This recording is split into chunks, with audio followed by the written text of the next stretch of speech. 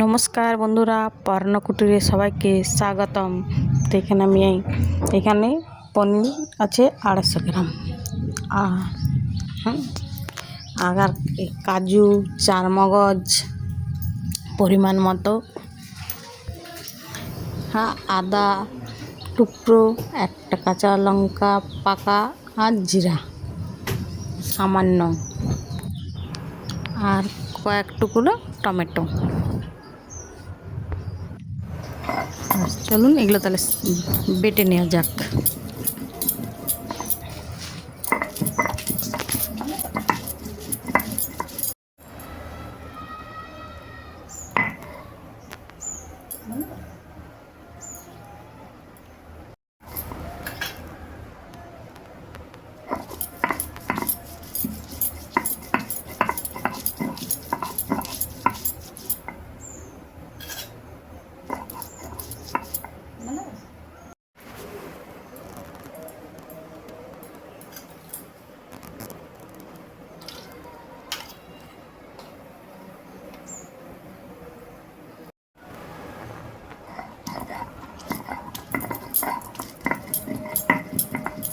একে একে সমস্ত মশলা বেটে নিয়ে একটা ফ্রাই প্যানে বসিয়ে ওর মধ্যে সামান্য পরিমাণে ঘি দিয়ে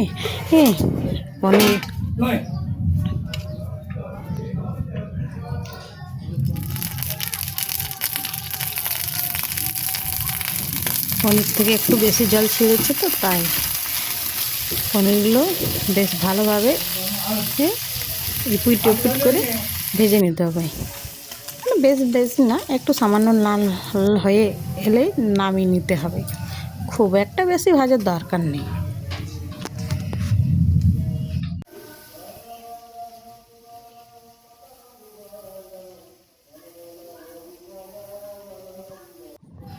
তারপরে গ্যাসে কড়াই বসিয়ে কড়াই গরম হয়ে গেলে ওর মধ্যে সর্ষের তেল পরিমাণ মতো দিয়ে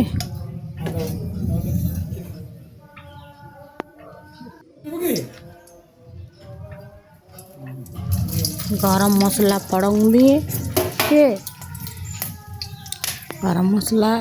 একটু সামান্য নাড়াচাড়া করে গরম মশলার গন্ধ বেরিয়ে গেলে ওর মধ্যে বাটা জিরে, আদা, কাঁচা লঙ্কা এবং টমেটোর পেস্ট দিয়ে বেশ ভালোভাবে কষাতে হবে মশলা, যতক্ষণ না তেল ছেড়ে এসে।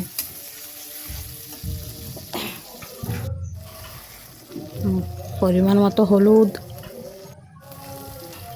নুন আর একটু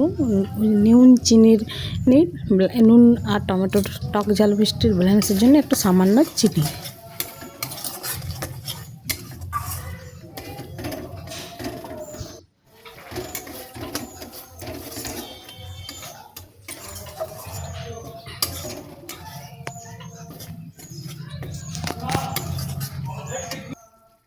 মশলা কষা হয়ে গেলে তারপরে এই যে কাজু আর চারমগজ বাটা দিয়ে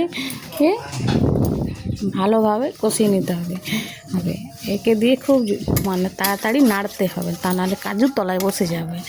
বেশ ভালোভাবে কাজু, চারমগজ এবং সমস্ত মশলা তেল ছেড়ে দিলে তারপরে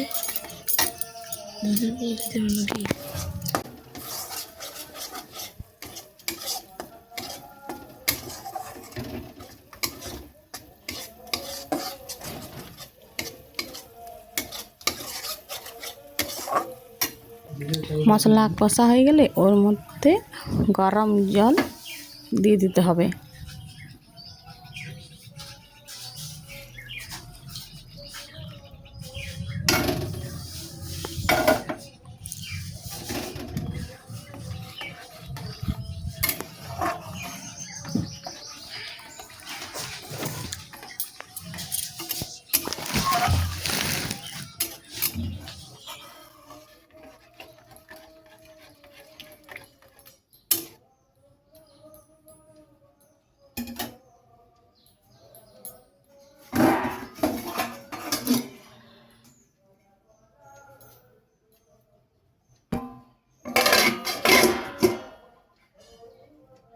এডি ফুটে এলে ওর মধ্যে ভাজা পনির দিয়ে দিতে হবে। তারপরে খানিকক্ষণ নাড়া হয়ে গেলে নেড়ে চেড়ে আবার কিছুক্ষণ ঢাকা দিয়ে রাখতে হবে। 5 মিনিটের মতন ঢাকা দিয়ে রেখে দিলেই যথেষ্ট।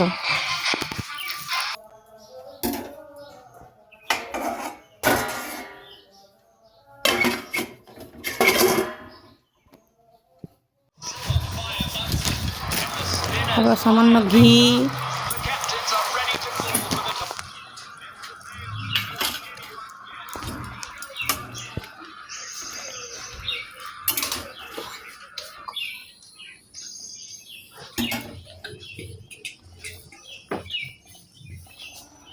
আর কস্তুরি মেথি সামান্য পরিমাণে,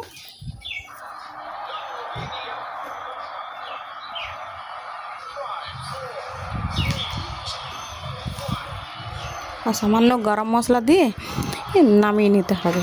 তাহলে তৈরি হয়ে গেল পনিরের রেসিপি। ভিডিওটা যদি ভালো লাগে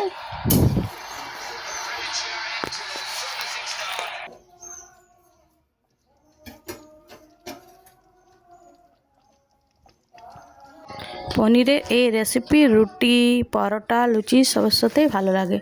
ভিডিওটি যদি ভালো তাহলে লাইক করবেন, কমেন্ট করবেন, সাবস্ক্রাইব করবেন।